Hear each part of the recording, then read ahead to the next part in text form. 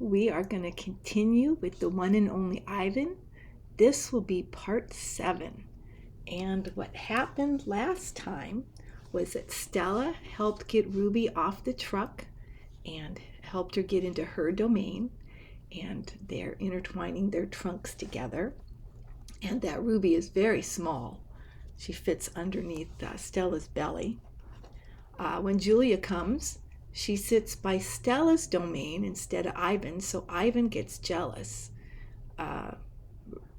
Julia's going to draw Ruby, so she gives Ivan a pencil and some paper and suggests that maybe he would like to draw her also. And then the next day,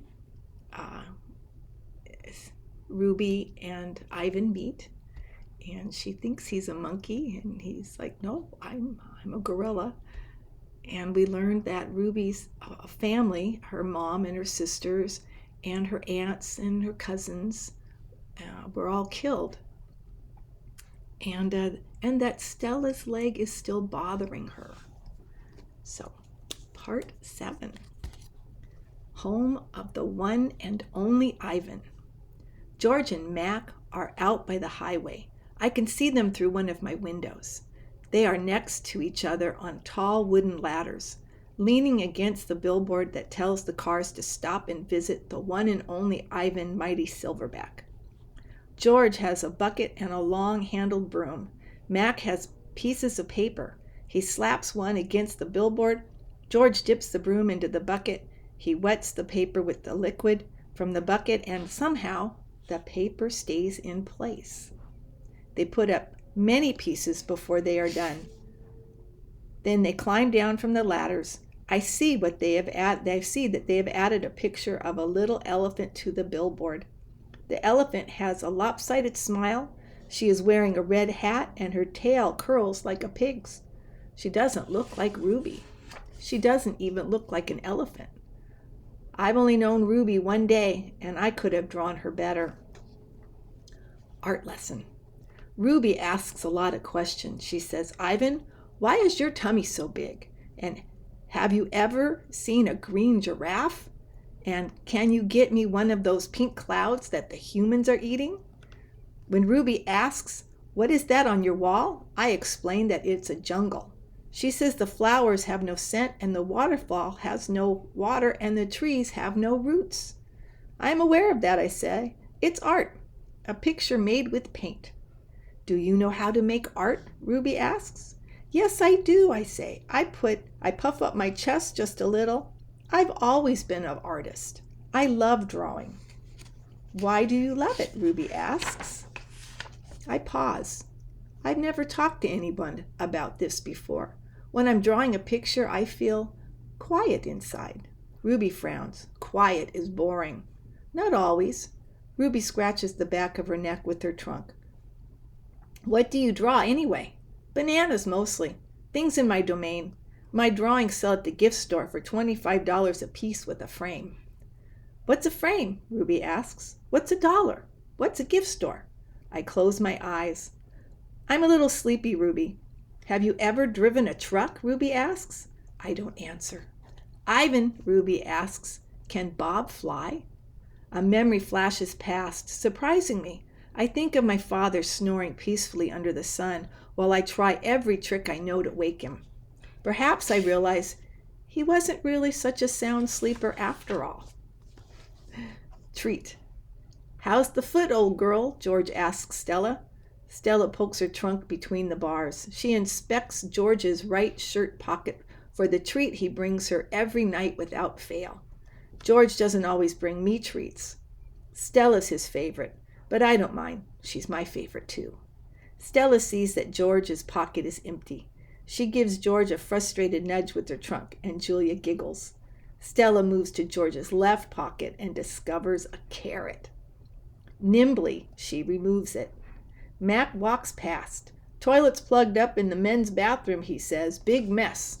I'll take care of it, George sighs. Mac turns to leave. Before you go, Mac, George says, you might want to take a look at Stella's foot. I think it's infected again. Darn thing never does heal up, right? Mac rubs his eyes. I'll keep an eye on it. Money's tight, though. Can't be calling the vet every time she sneezes. George strokes Stella's trunk. She inspects his pockets one more time just in case. Sorry, girl, George says as he watches Mac walk away. Elephant jokes. Ivan? Bob? I blink. The dawn sky is a smudge of gray, flecked with pink, like a picture drawn with 2 crayons. I can just make out Ruby in the shadows, waving hello with her trunk. Are you awake? Ruby asks. We are now, says Bob. Aunt Stella's still asleep. I don't want to wake her because she said her foot was hurting, but I really, Ruby pauses for a breath, really bored. Bob opens his eyes. You know what I do when I'm bored? What? Ruby asked eagerly. Bob closes his eye. I sleep. It's a little early, Ruby, I say. I'm used to getting up early. Ruby wraps her trunk around one of the bars of her door.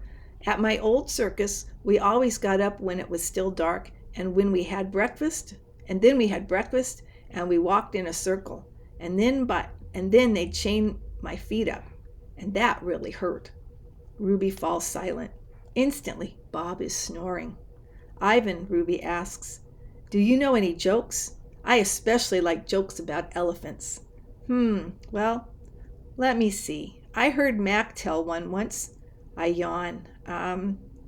How can you tell that an elephant has been in the refrigerator? How? By the footprints in the butter.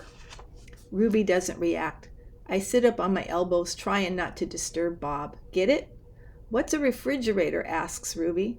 It's a human thing, a cold box with a door. They put food inside. They put food in the door or food in the box? And is it a big box? Ruby asks, or a little box? I can see this is going to take a while, so I sit up on all the way. Bob slides off grumbling. I reach for my pencil, the one I snapped in half with my teeth. Here, I say, I'll draw you a picture of one. In the dim light, it takes me a minute to find a piece of paper that Julia gave me. The page is a little damp and has a smear of something orange on it. I think it's from a tangerine. I try my best to make a refrigerator. The broken pencil is not cooperating, but I do what I can. By the time I'm done, the first streaks of morning sun have appeared in flashy cartoon colors. I hold up my picture for Ruby to see. She studies it intently. Her head turns so that one black eye is trained on my drawing.